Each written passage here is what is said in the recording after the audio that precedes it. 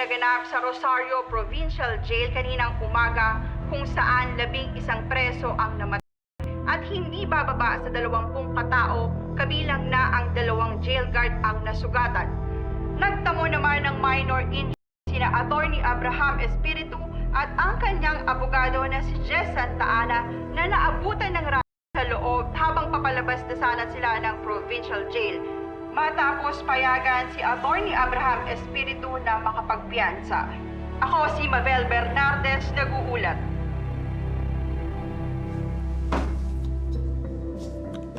Talaga yung babae yun eh. Ka mercy sinasabi ko sa'yo eh. Tayo ko talaga yung pinagpalit mo sa akin. Miguel, relax. Marami pang pagkakataon para tuluyang matalo mo si Attorney Abraham Espiritu. In the meantime, pagkalmado ka na, puntahan mo si Fatima. Aluin mo siya.